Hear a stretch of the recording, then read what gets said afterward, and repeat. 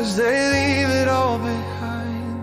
Oh, the echoes of Egypt replaying in their minds. In the shadows of doubt as they trembled and mourned, remembering the chains that fell hard and hearts so torn. The punishments and loss of friends, all the endless pains. It's hard to hear the promises when you've forgotten his name. Rebellious spirits with hearts made of stone, all the unbelieving when you're walking through the fire. Outside voices start revealing, what if the enemies come? What if we fall apart? Will we stand in this battle or die before we start? Wait, don't lose his hope. Hold on to the light. Yahweh leads us on through the darkest nights. With a strong hand he guides us through these storms. In the arms of his promise, we're gonna find where we belong. Wait, hear the victory sound and he's calling our name. It's the song of our freedom.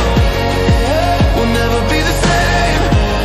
If we would just put on his armor, he's mighty to save. Yahweh, strong and faithful, through the promises he made.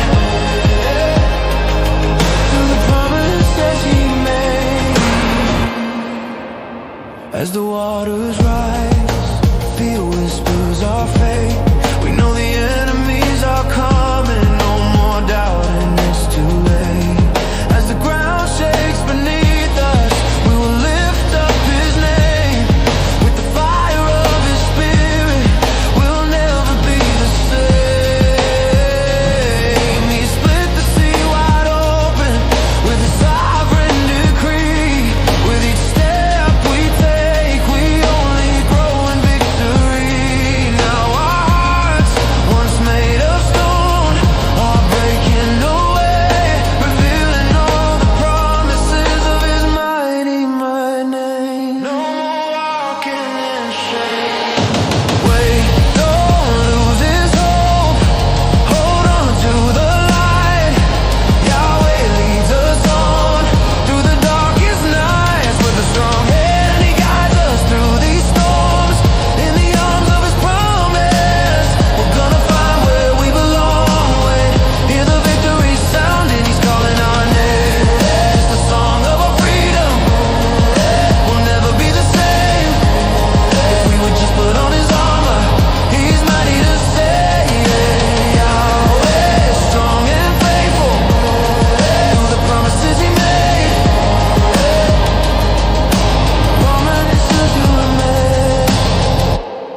Count the blessings unfolding, every step that we take. In the faces of the enemy, we'll never forsake. For the echoes of trauma can't bind us in fear. With Yahweh as our fortress, our victory is clear.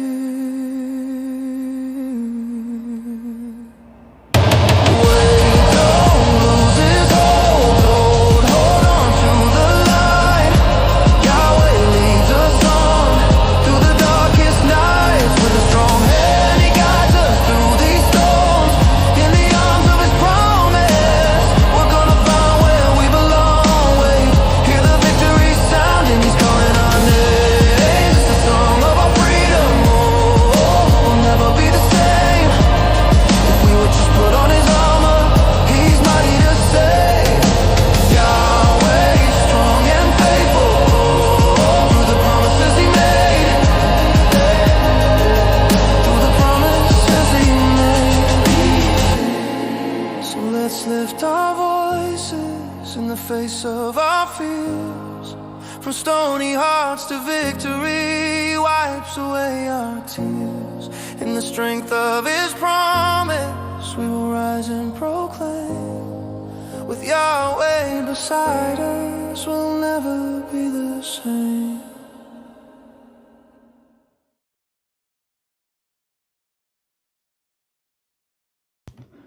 Shalom, shalom. Guys, can you hear me?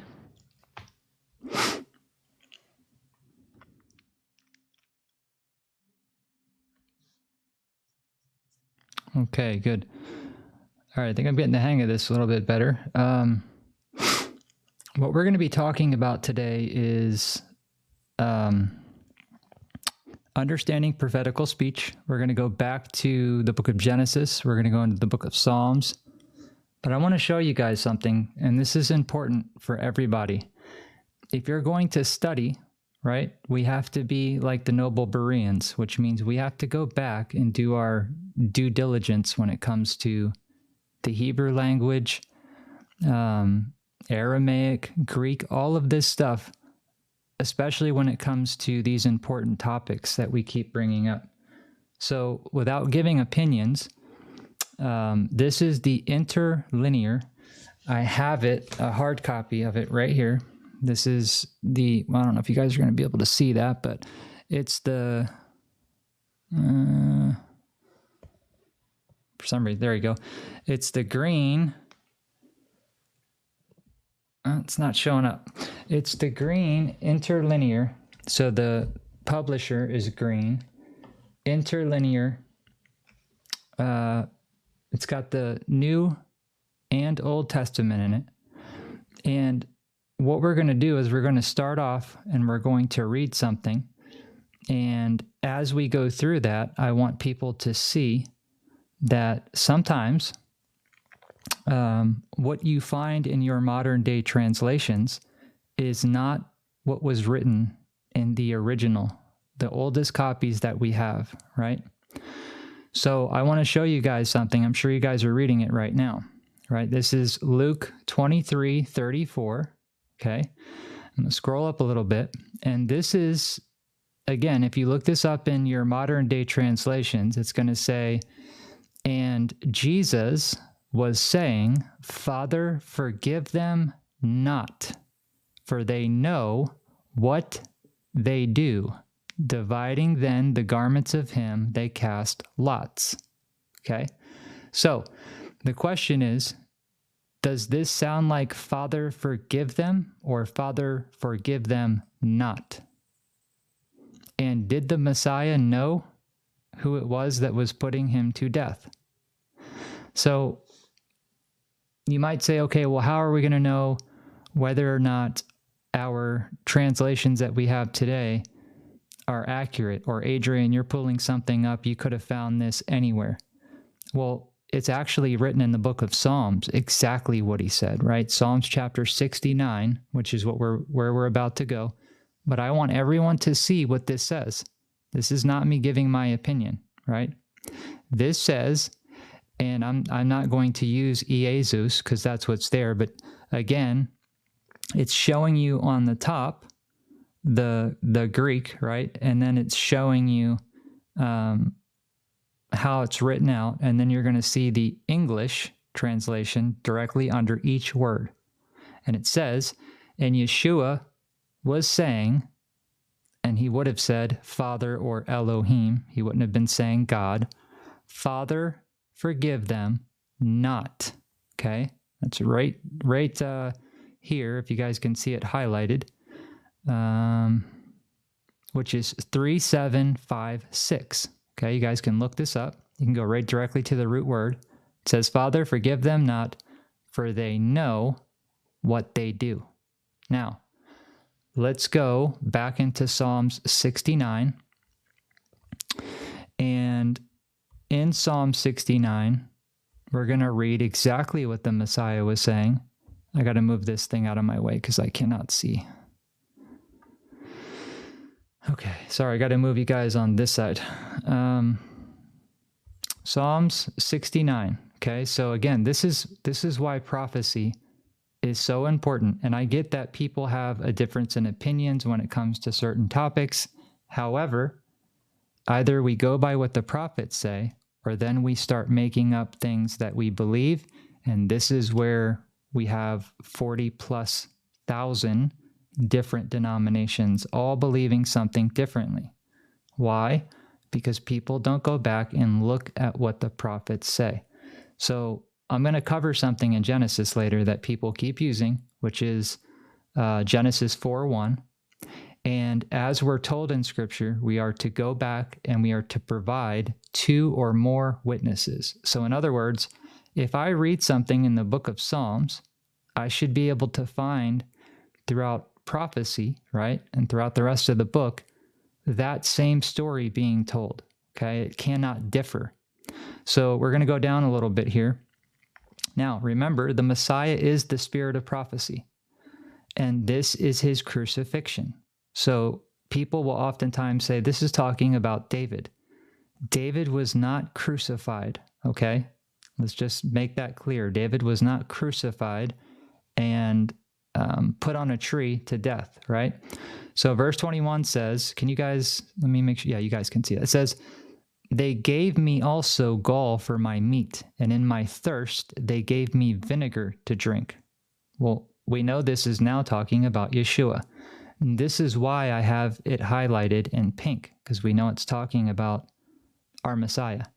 Now listen to his words, because in the New Testament, I don't care what version you have, it's going to say, Father, forgive them, for they know not what they do. So right here is his crucifixion. He says, let their table become a snare before them, and that which should have been for their welfare, let it become a trap.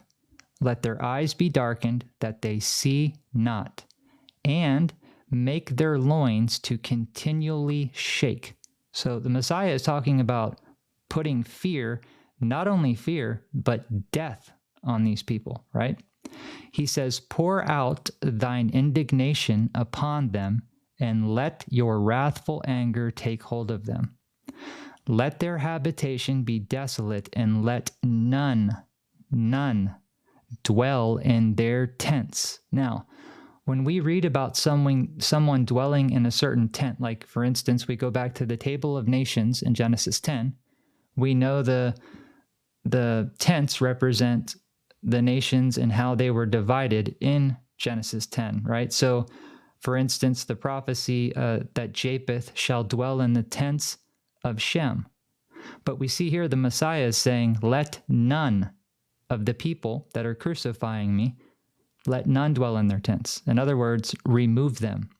He says, for they persecute him, talking about Yeshua, he's talking to his Father, whom, and I should just highlight this blue, whom you have smitten, right? So the Father is the one that's doing this. And they talk to the grief of those whom you have wounded. Add iniquity, which is lawlessness, unto their iniquity, and let them not come into your righteousness. Now, verse 28, let them be blotted out of the book of the living and not be written with the righteous. So the question I'm going to ask again, guys, did the Messiah say, Father, forgive them, for they know not what they do? Or does Psalms and the other books bear witness to the fact that he knew exactly who they were, and he knew exactly who put him to death? And again, these aren't the words of a man that would be saying anything about forgiveness based on what we just read from verses 21 to 28. Now, I want to go to Psalms 139 before we go back to Genesis, because I really want to make a point here. Yeshua is called the spirit of prophecy, guys. If Yeshua is the spirit of prophecy, and he says in the book of Luke that all things that were written in the law, the prophets, and the Psalms, as a matter of fact, let me just go to Luke 24 so you guys can read it with me. Luke chapter 24. Now, watch what he says in verses 44 through 45. And he said unto them, these are the words which I spake unto you while I was yet with you, that all things must, not maybe, must be fulfilled which were written in the law of Moses, and in the prophets, and in the Psalms concerning me. Now, up until this point, the Messiah did not, his disciples did not understand the scriptures in the same way that we now understand the scriptures, right? This is where their understanding was opened. Verse 45 says, then opened he, so the Messiah is now opening their understanding that they might understand the word, the scriptures, right? So this is pretty basic. So when we go where we're about to go in Psalms 139, I believe it's where I was. Yeah, I don't know what just happened. Oh, I went to another book. Duh. All right, let me go to Psalms 139. And guys, if you read the book of Psalms, please read the book of Psalms very, very, very slowly, okay? Don't rush through this book. This book is your Messiah having conversation not only with the Father, not only with the remnant, not only with the 144, but also his Father, right? And those that do wickedly. So this spirit of prophecy is about to start speaking all through this chapter, okay? Now, he says, and I'm gonna read it how it's written, but I'm gonna explain as I go. He says, O Lord, thou hast searched me, and you know me, right? So in verse 1, it's the Messiah talking to the Father. He says, you have searched me and you know me. Now, a lot of people might say, well, Adrian, he's not, this is David. Okay, well, just like we did in Psalm 69, by the time we get to the end of this chapter, if you're listening with the Spirit, I believe you'll have a different understanding on how these books are written.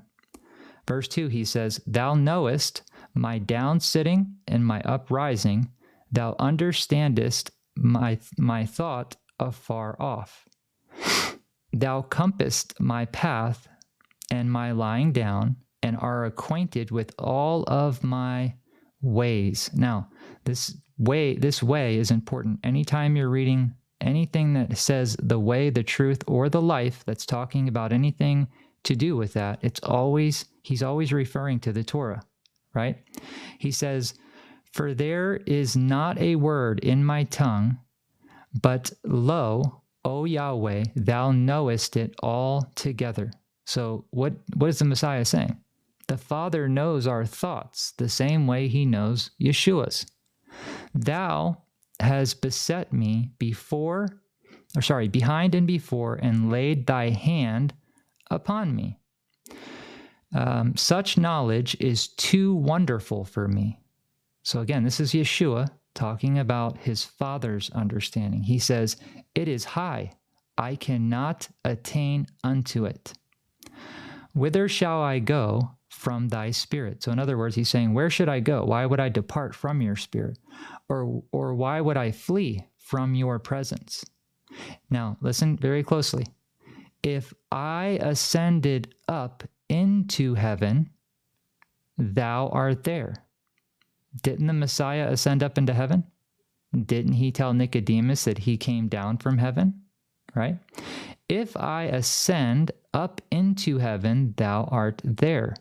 If I make my bed in hell, behold, you are there. Now, this is super important. Verse 8 is important, right? Because we're going to be talking about the Sabbath and when the Sabbath begins, but not just that, but other things as well. But you're going to read in this chapter that no matter where, even in Sheol, the Father is always everywhere, okay? And prophetically speaking, he explains to us how that is, right? He's all in all, first of all. He's in all of his creation. But not only that, he has created the angels, which we are going to read about that as well. It says, if I take the wings of the morning and dwell in the uttermost parts of the sea, the nations, even there shall thy hand lead me, and thy right hand shall hold me. If I should say, surely the darkness shall cover me, even the night shall be light about me. So for the people that say that Shabbat, it's not possible for Shabbat to be evening to evening because we're children of the light and all this other stuff that people say, listen very closely to what he just said. If I say, surely the darkness shall cover me, even the night shall be light about me. Now, again, listen to verse 12. He says, yea, the darkness hideth not from thee. So this darkness is not just talking about when it gets dark outside. This is talking about evil.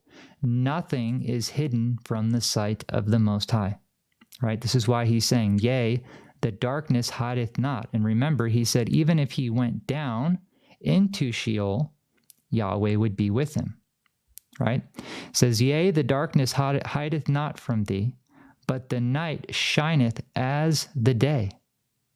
The darkness and the light are both alike to thee. So that, again, if people are following with what we're reading, Yahweh can create whenever Yahweh wants to. When people say Yahweh can't create in the night, well, remember his spirit in Genesis chapter 1 was hovering over the face of the deep, right? And we're going to be talking about the shape of the earth. We're going to be talking about all kinds of stuff because all of these things are actually in the scripture for us to go and test. It says, for thou hast possessed my reins. Thou hast covered me in my mother's womb. Well, again, people keep saying the Messiah didn't come down. He wasn't born of a virgin, all of these things. But yet the Messiah says otherwise throughout the entirety of the book. He says, I will praise thee, for I am fearfully and wonderfully made. Now, let's think about this for a second. The Messiah is praising his Father. And by the way, every time Yeshua went out to pray, these are the conversations he was having with the Father. Just FYI, in case anybody didn't know that.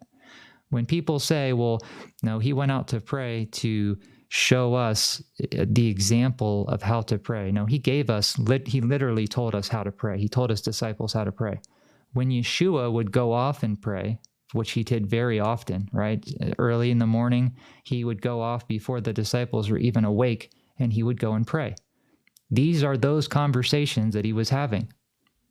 He says, and again, we know that because he's saying, if I ascend up into heaven, you are there. If I make my bed in hell, behold, you are there. So no matter where we go, the Father is with us. He says, I will praise thee, for I am fearfully and wonderfully made.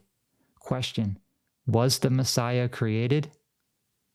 Well, he just said he was fearfully and wonderfully made. And then he says, marvelous are your works, that my soul knoweth right well. Now, is knowing that the Messiah pre-existed a salvation issue? No. But it's important, I would say, to understand who your Messiah is and what his purpose was and why he was created. Again, everything Yeshua did, as we're about to see, even with Adam, in the beginning of Genesis, we see that Adam was given dominion to start to name things and call them as they were. But remember, Scripture tells us that the first Adam failed, and it tells us that the Messiah is what? The second Adam, right? So let's continue on. He says, I will praise thee, for I am fearfully and wonderfully made, meaning he's made in the image of his Father. Marvelous are your works, and that my soul knoweth right well. My substance was not hid from thee when I was made in secret. Now, for those of you that have been watching the teachings that we do for a while now, this word secret, right? This is when Manoah and his wife, which was Samson's mother and father, when they were walking around this man, not knowing that it was an angel. Only Manoah's wife knew that it was an angel, but Manoah didn't know until this man ascends up into an offering, right? And they ask him, when these sayings of yours come to pass, tell us your name so that we may do thee honor. And he said, why doest thou ask after my name, knowing that it is a secret? Now, when you look this word up in Hebrew, guess what it means? Wonderful, right? Which is Isaiah 9:6, which is also mistranslated in your modern day translations. So he says that his substance was not hid from the Father when he was made in secret. Now, this should be ringing bells, guys, because remember, there's secrets that Paul talks about, right, concerning Yeshua and the wisdom and the knowledge that was given and hidden in him, right? So these are all like things that should be like ringing bells when you read them. He says, your eyes did see my substance, yet being unperfect, and in your book, meaning all of our names who Yahweh has called are written in the book. Now, does that mean it cannot be removed and blotted out? No, right? We know for a fact, Scripture tells us that names can be removed from the book of the living, right? Now listen, this is prophetic speech. Who is the head of the church? Who is the head of the church? Or who is the head of the body of the church, I should say?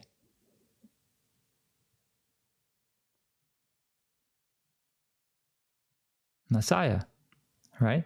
It says, thine eyes did see my substance, yet being unperfect, and in your book all of my members. What are we called? Aren't we the members of Yeshua? Listen, this is deep and this is prophetic. This is why it says, yet being unperfect. Remember, until we become one mind in likeness, and we're all in one accord, and I'm not talking about a Honda, I'm talking about all of us being in agreement. We are unperfect. He is not, right? This is what he's talking about. His members, right, which are written which in continuance were fashioned. It's talking about the creation of man. When as yet there was none of them. None of who? None of creation, guys. Remember what he just said. He was created in secret. Then let me reread it. My substance was not hid from you when I was made in secret and curiously wrought in the lowest parts of the earth. Who went to the lowest parts of the earth? Who ascended into heaven? Thine eyes did see my substance, yet being unperfect, talking about the members, us, and in thy book all of my members were written, meaning all of us are written in the Lamb's book of life, which in continuance were fashioned when as yet there were none of them. None of who? None of the members. But he was there from the beginning. Would everybody agree? Is everybody understanding? Verse 17 says, how precious also are your thoughts unto me, O Yahweh. How great is the sum of your thoughts. So what are Yahweh's thoughts for us? That we walk according to how he created us, right? Verse 18, if I should count them, they are more in number than the sand of the seashore. I'm going to add that in there so that you guys will pick up on that. It's another one. If I should count them, remember what he's talking about. When as yet there were none of them, us. How precious are your thoughts unto me, O Yahweh. In other words, Yahweh is going to bring Yeshua's entirety of his body, which is us, all together, right? If I should count them, they are more in number than the sand. Now, remember the promise of Abraham? What was the promise of Abraham? That his descendants would be more than what? The stars for multitude and more than the sand of the sea. So I'm praying that this is making sense because this people is talking about us, the body. He says, when I awake, I am still with thee. Surely thou wilt slay, listen very closely, surely Yahweh will slay the wicked, O Yahweh. Depart from me, therefore, you bloody men. Now, what does Yeshua say to those that come to him and say, Master, Master, didn't we do miracles? Didn't we cast out demons? Didn't we do all of these wonderful works? Depart from me, you who do lawlessness. I never knew you. And why are they bloody? because they didn't warn people that the sword was coming. They didn't know the Torah. They didn't know the prophets. This is why he's saying this, right? He says, surely, Father, you will slay the wicked, O Elohim. Depart from me, therefore, you bloody men. For they speak against thee, talking about his father, wickedly, and thine enemies take thy name in vain. What does it mean to take Yahweh's name in vain? It means to take it and add your own spin to it, to make it of none effect, right? Do not and just for the people that say that Yahweh doesn't hate and that we're not supposed to hate what Yahweh hates, is the Messiah your example? Yes or no? He says, do not I hate them, O Yahweh, that hate thee? For am not I grieved with those that rise up against thee? I hate them with perfect hatred, biblical hatred. I count them my enemies. Search me, O Yahweh, and know my heart. Question, what's written on the heart? It's the law, correct? The law is written on our hearts.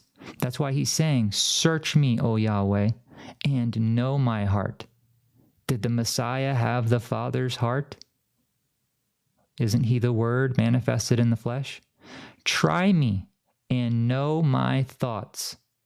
So the Messiah is saying, my thoughts are your thoughts, Father. Test me, try me, send me, I will go. And see if there be any wicked way in me, and lead me in the way everlasting. So remember, I said this when we first started. When you see that word, way, truth, or life, you can guarantee it's talking about the Torah and us keeping the Torah, right? He says, and see if there be any wicked way in me. So there's a way that's wicked, and then there's a way that leads to the everlasting, okay? Which again, Torah. There's nothing new under the sun. So the reason I want to cover this is because I really enjoy fellowshipping. And by the way, for the people that were watching last night, there was a gentleman that came up onto Rick's Live and he needed help. This man has a passion for the Father that's, to me, just amazing, right? And I'm not going to share his personal business, but I spoke to him until like 1:30 in the morning last night.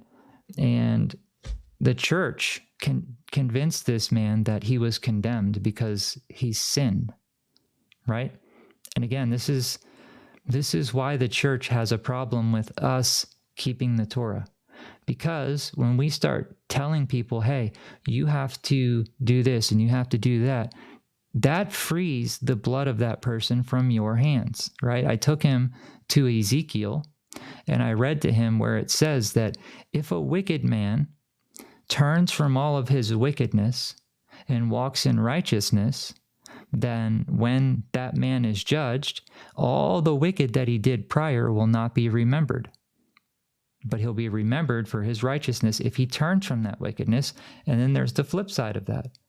If I, being somebody that knows the Torah, walk away from the Torah after having the knowledge of it, then all the righteousness that I've done in my life would then be turned into wickedness. And then when I stand before the Father, he'll remember none of the righteous things that I did, but only the wicked, because that's how he judges. He judges whether you've lived righteously or unrighteous, right?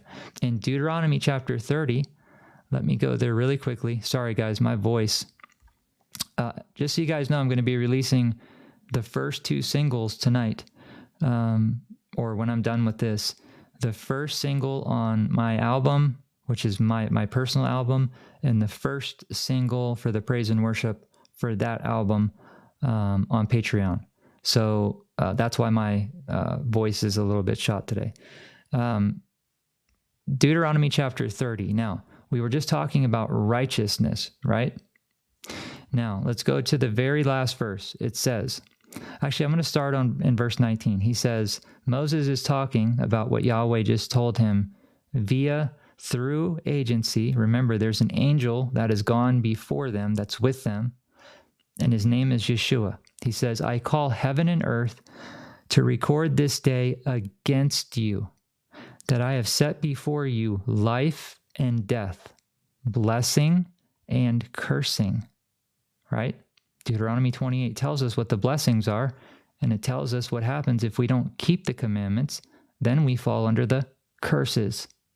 Therefore, choose life, that both thou and thy seed may live.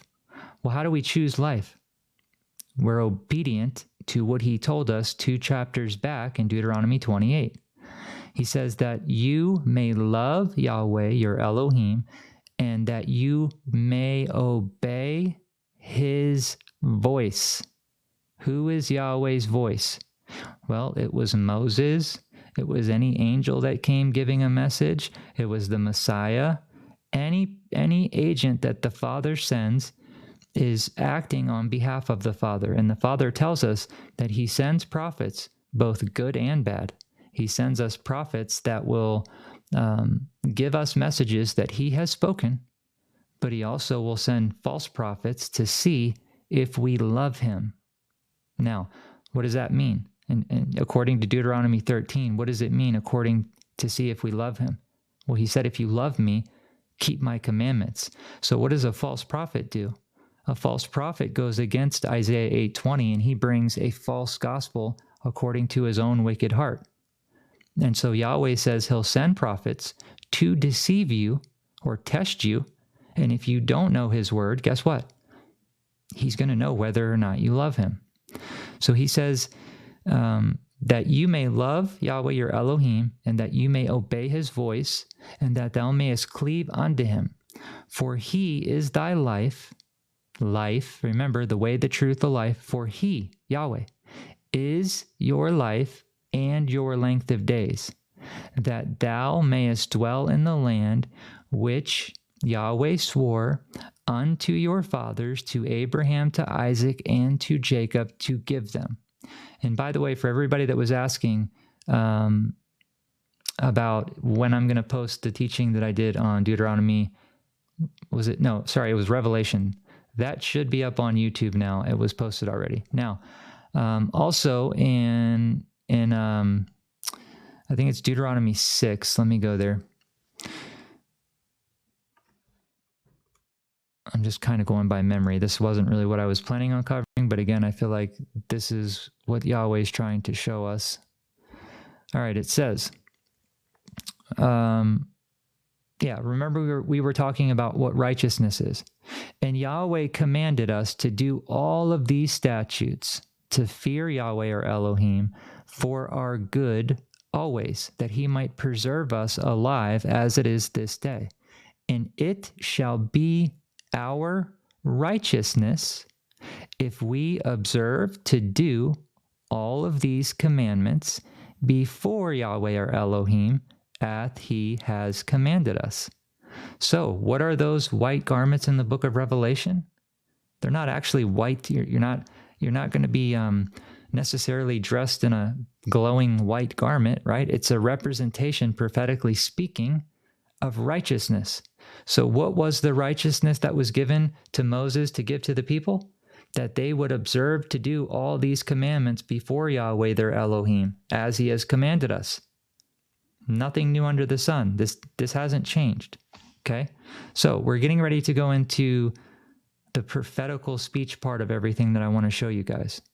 And as we go into this, I'm not going to give all the answers, but I'm going to hint around certain things, just like we just did in Psalms 139. So a lot of people have a preconceived idea of what is happening in the Genesis account or the creation account, right? So we're going to read through this, and I'm also going to set a standard here for people that are keeping the Sabbath, right? Now, I'll say this, there are certain feast days that were according to what type of moon, but these were high feast days, right? So the moon would change into a blood moon or whatever have you. Yahweh would use the moon for certain prophetical events, correct? So here, when people are confused about how to keep the Sabbath, remember, it's always been based upon 7 days. And the only way that you can go from, and I'll explain this in more detail, for instance, like the only way you can go from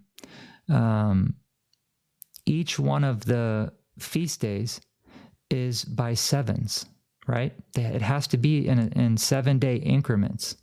And again, we'll get into that in a little while. I don't want to go there just yet. Let's see. I think I was supposed to go to Isaiah. Yeah, I was going to go to Isaiah. Let me go to Isaiah chapter 2, and we'll come back to Genesis. So in Isaiah chapter 27, it says, "In that day, Yahweh with his sore and great and strong sword." Who is Yahweh's sword, people? It's Yeshua and the 144,000, right? "Shall punish Leviathan, the piercing serpent." Remember this when we get to Genesis chapter 3, because it says it tells us who this piercing serpent is. This is talking about Satan and all that has to do with Satan, right? These are these two monsters that Yahweh created in the beginning. You have Behemoth, which is a representation of Israel, if I can say that loosely, right? And all that has to do with Yahweh's chosen, and how those two monsters are going to duel everything out in the last days.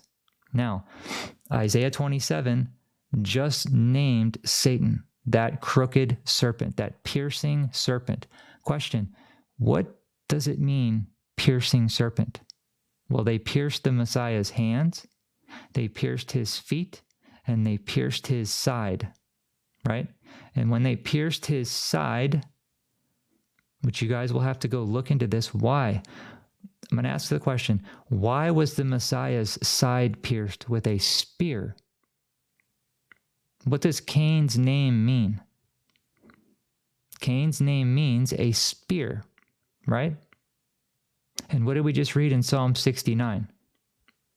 If the Messiah was pierced in his side by a spear, aka Cain, who was of that wicked one, the devil, then we have to start looking at this stuff from a prophetical standpoint and not opinion-based. Even Leviathan, that crooked serpent, and he shall slay the Messiah. This is talking about the Messiah with the rod of iron, or that threshing instrument. He shall slay the dragon that is in the nations. See how it says see? Where does the dragon come from again? In Revelation, where does the dragon come from? The sea, right? "In that day, sing ye unto her a vineyard of red wine." This is talking about blood, people. "I, Yahweh, do keep it. I will water it every moment, lest any hurt it. I will keep it night and day. Fury is not in me. Who would set their briars and thorns against me in battle?" What are briars and thorns? Again, people, the offspring of the nations coming to persecute Israel. Not an opinion.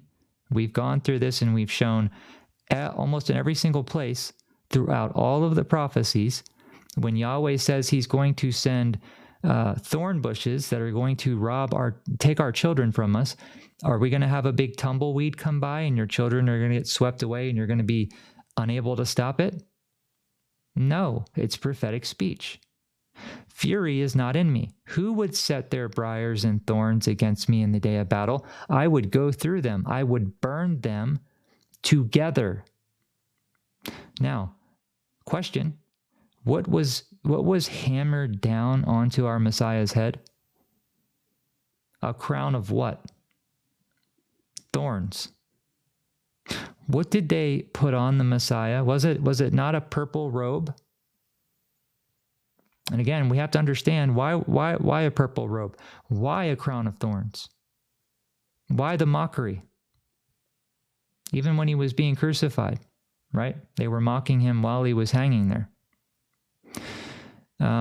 So the question is in verse 4 and in verse 1, when this sword comes out, this great and strong sword that shall punish Leviathan, the piercing serpent, even Leviathan, the crooked serpent, the Messiah shall slay the dragon that is in the midst of the nations. Okay? This is why he's saying, sing unto her a vineyard of red wine. Remember, this is how the Messiah stains his raiment. We're in Isaiah 27, but in Isaiah 63, it tells us exactly whose blood is on his raiment, and it's Esau, right? Not just Esau, but in that particular chapter, it's talking about the Messiah coming from Basra, out of Edom, and staining all of his raiment. Revelation 19 tells us that he's wearing stained raiment. Okay, so let's go back to Genesis chapter 1 now. The reason I went through Psalms and the reason I showed you guys some of this stuff is because I want people to really pay attention to quite a few different things here. And again, I'm only doing this. When I teach on these things, it's because I love each and every single one of you, even the people that disagree. I just want to share truth. And if you're willing to allow the Spirit of Yahweh to show you through his creation how he hides the truth, right? He does it very subtly, but it's not a secret that Yahweh hides things and that it's only meant for certain eyes to see. That's why it's always said, let those who have ears to hear and eyes to see, or let them hear what the set-apart Spirit is saying unto the 7 continents, right? In the beginning, Yahweh created the heaven and the earth. Now, pay close attention to how it just mentions one heaven here, okay? Because people will argue and say, well, the earth is a spinning ball. No, it's not according to Scripture. And again, if that were true, how did Paul get called up to the 3rd firmament? Not the 1st, the 3rd in the New Testament. And then, to expound on it even more, Enoch, Esdras, Baruch, I mean, I could go on and on and on. All of these books tell us there are 7 firmaments, and it tells us what each one of them are for. And so when we see these things, we have to pay close attention to what it's saying. And it says, and the earth was without form and void, and darkness was upon the face of the deep. Guys, where is the deepest location on earth right now? What would it be? Because if you tell me that the Messiah went to the heart of the earth, right, down into Sheol, and then you try to tell me that we're spinning on a ball, we have a huge problem. So this face of the deep, there's darkness there, right? Evil. It says, in the Spirit of Yahweh moved upon the face of the waters. Now, this, you can take it or leave it. This, prophetically speaking, is not what you might think when it's talking about waters. And how do we know this? Because the prophets tell us what waters are. The book of Revelation tells us what waters are. It tells us what mountains are, right? Just like how people think the Messiah is going to return on the mountain of olives and split it in half. No. He's going to land in the promised land, separating the sheep from the goat, right? Because we're all mixed together right now. And when he returns, we're going to be in the middle of a huge battle. This is why he said, if you have the faith the size of a mustard seed, you can move nations, mountains of people. Give me 1 second. I got to take a sip of drink here.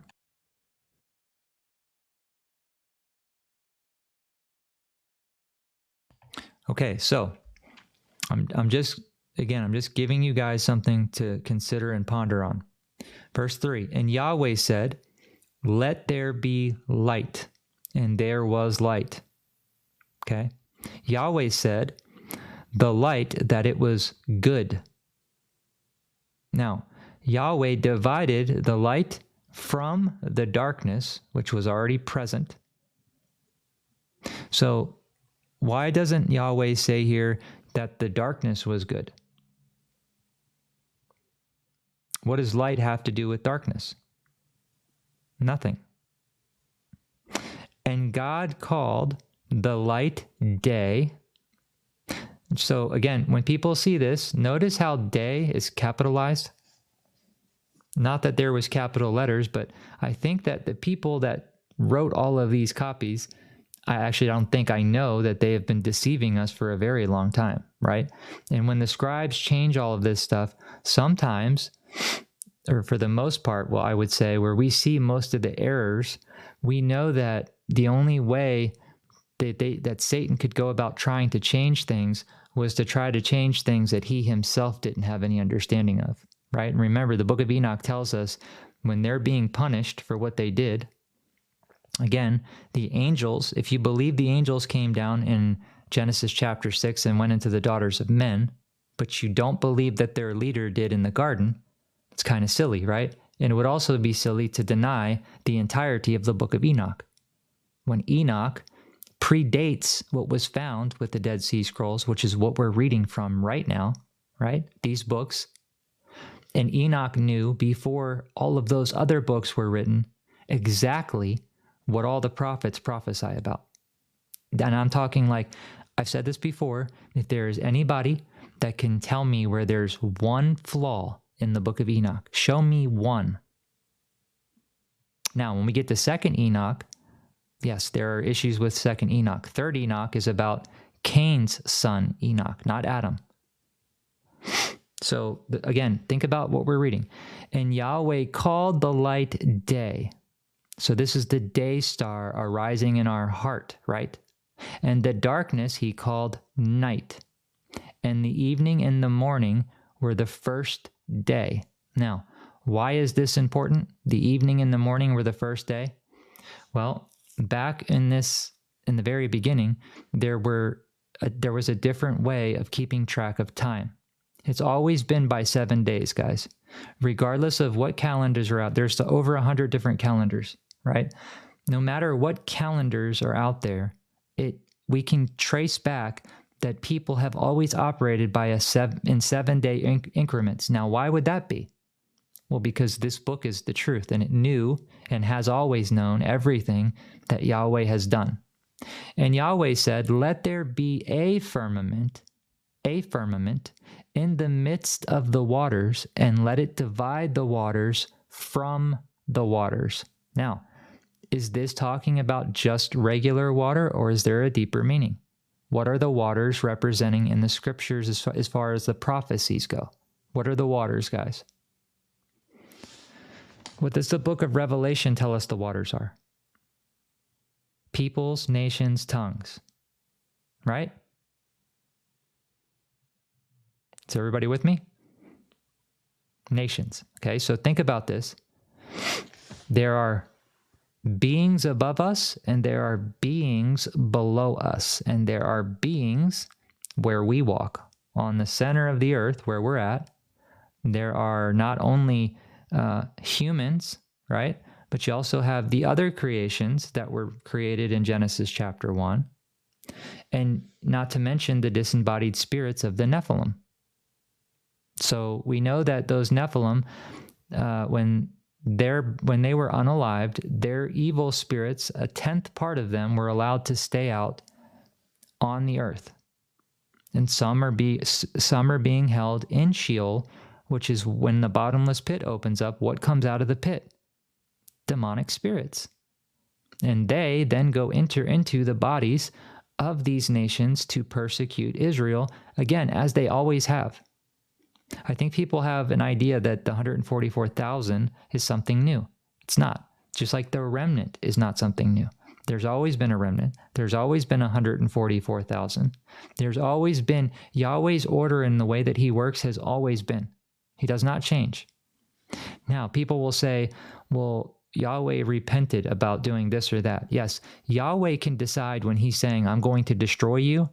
He can decide if someone is righteous like Moses and prays for the people, right? And then Yahweh holds back just to show Moses that the people were wicked. So this is not a matter of Yahweh changing the way that he created things. Rather, when a righteous man does something, Yahweh will do amazing things for that righteous man or woman just to prove to them who he is. Hence the reason why he told Moses, before Moses even went into Egypt, that he was going to harden Pharaoh's heart, right? And if that were me, I'd be like, well, then why are you sending me there, right? What's the point? I mean, I thought all people had salvation. I thought all people could be saved. What did Yahweh do to the Egyptians when they were chasing the Hebrew people through the Red Sea? He drowned them just like they drowned us and our children. Remember that? Eye for an eye, tooth for a tooth. Yahweh does not change. And Yahweh called the firmament heaven.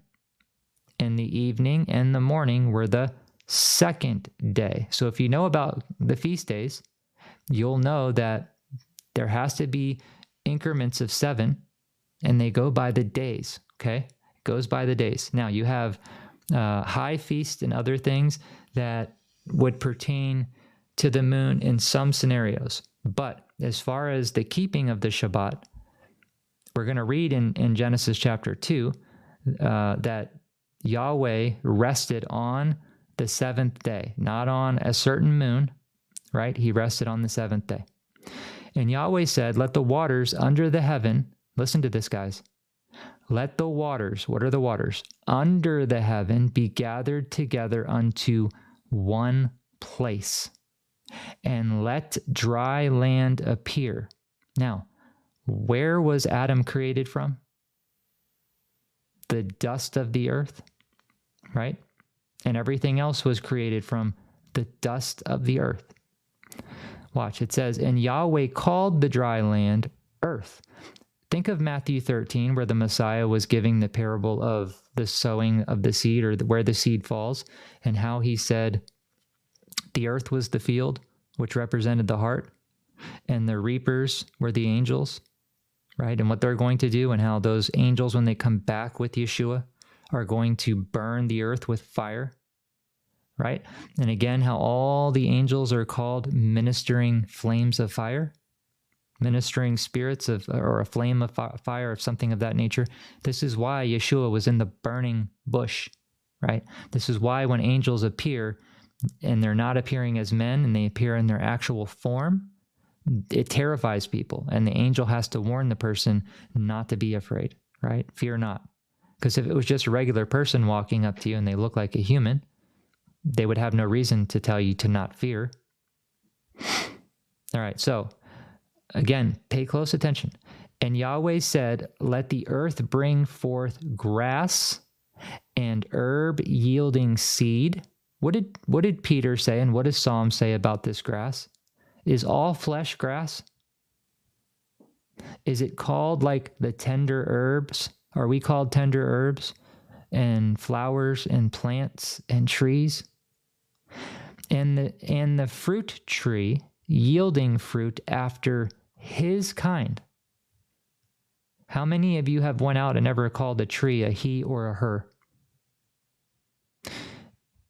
And the fruit yielding fruit tree after his kind, whose seed is in itself. Now, do you think Yahweh created action? Listen to me. We know that Yahweh creates actual fruit trees, and those fruit trees drop seeds into a soil earth, and it produces another tree. The same way when a man takes his seed and mixes it with the woman's seed, it creates a small little human being, right? So Yahweh doesn't change the way he's creating things, guys. For instance, if Yahweh's created a pine tree, do you think that he starts all over from the beginning and says, okay, now I need to make an oak tree? No, he just changes the structure genetically a little bit. And then he's got something that's like a tree. It's just a different kind of tree, right? So again, look at the blueprint that we're reading. And again, if this is something that you don't believe, that's fine. It's totally fine. I'm simply trying to share with everybody what people are missing.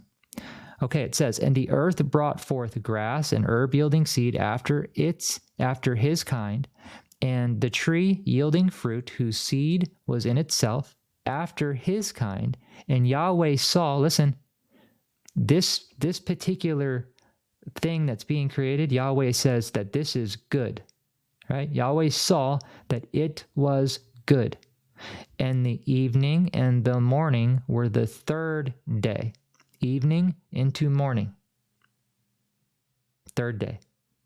Now, when Israel was leaving from the iron furnace to escape from Pharaoh, it was the 14th day when Yahweh told the people to prepare the lamb, right? And when did they eat? Remember, he told them to be dressed and girded in the middle of the night, right? And that they were to eat and leave in haste. In other words, eat quickly and flee when? When the sun was coming up. So we have a problem now, right? Because it tells us that that lamb on that 14th day had to be slaughtered before the sun went down. Why?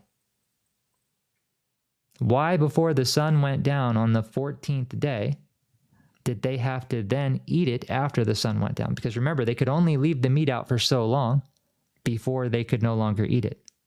So either scripture is wrong, or the people that are in these churches and the people that are trying to figure this stuff out are not going by what scripture says, right?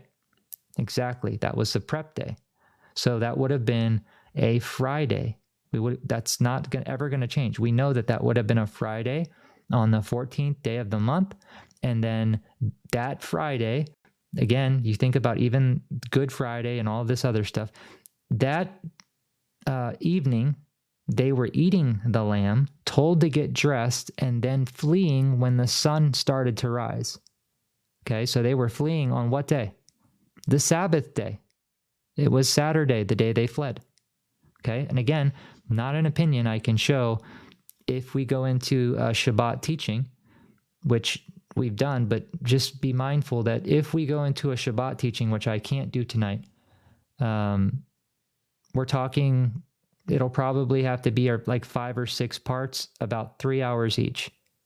But I'm doing this because not for the people that disagree with me, not to start problems. I'm doing this because I want my brothers and sisters, as we just read, once we're all part connected to the Messiah, which is the head, we are the body, right? As we read in Psalms 139, once we all become one, then our Messiah can return.